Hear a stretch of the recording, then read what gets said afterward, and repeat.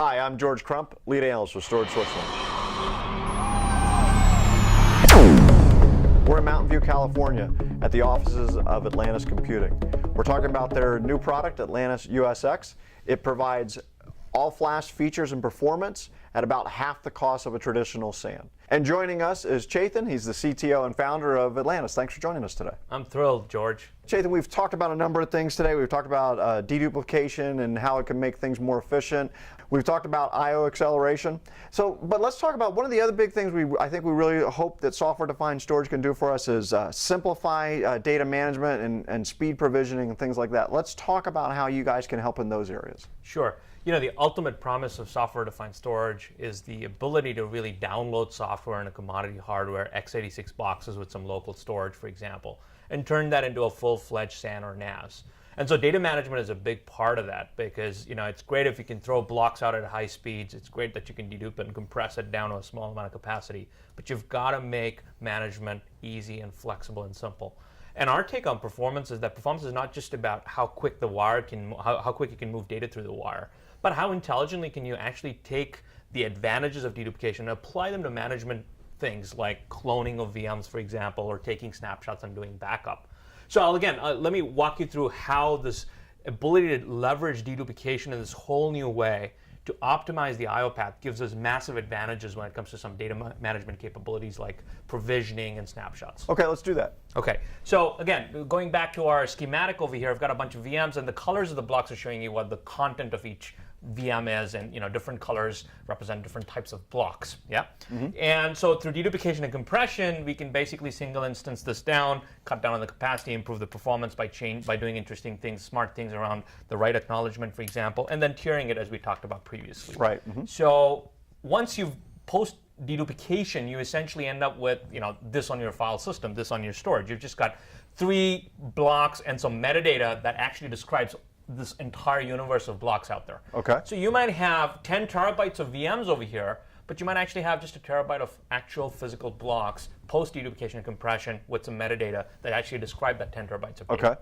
So what we do is we heavily leverage algorithms to massage the metadata to give us data management capabilities. I'll give you one quick example. Okay. Say you wanted to provision a VM. You wanted to take a copy of that VM, right? So in traditional cloning, you would basically copy block for block every single piece from this VM to another destination. And that right? would take a while. It would take a while. Yeah. And it would depend on the storage speed. It would depend on how big that is, so on and so forth.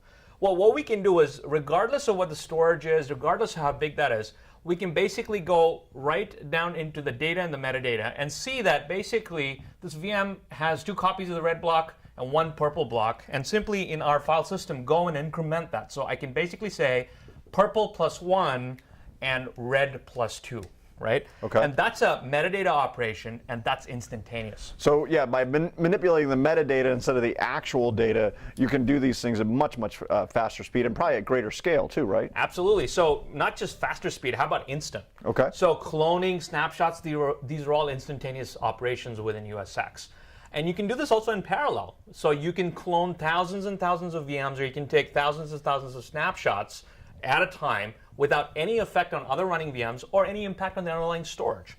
I've got one great example for you. I've got a customer who's got 100,000 VMs in production, right?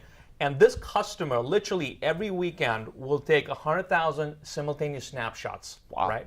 At one go, and it all completes literally across the 100,000 VMs in a matter of minutes. Really? Wow, that's fascinating. So with that kind of capability, what does that give me as a virtual administrator? How does that make my job easier? Well, think about how, for example, if you're provisioning new VMs, instead of that taking days, weeks sometimes, depending on the scale at which you're doing, you can provision that in a matter of minutes or hours, right?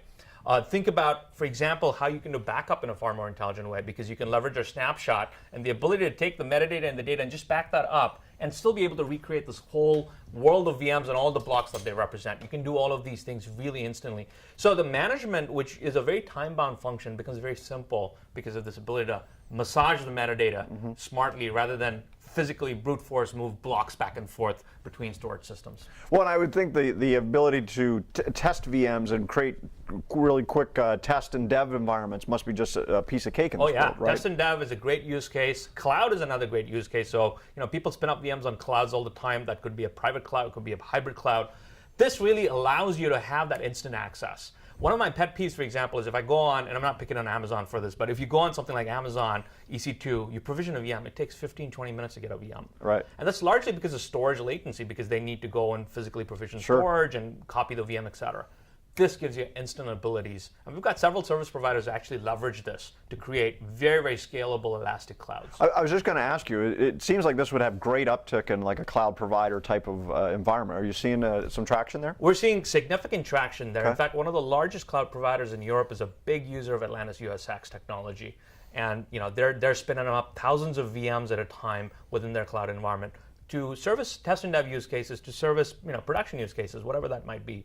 But yeah, absolutely, it's a big area for us. Well, and in many of those environments, you're starting from some sort of prepackaged application that you're going to buy essentially, and that goes into your cloud, or you're part of that cloud, right? Exactly. Yeah. Exactly. Wow. Okay. Well, again, thanks for joining us on the whiteboard here. This is fascinating stuff. I mean, clearly empowers system administrators or virtual administrators to do new things that they just haven't been able to do before.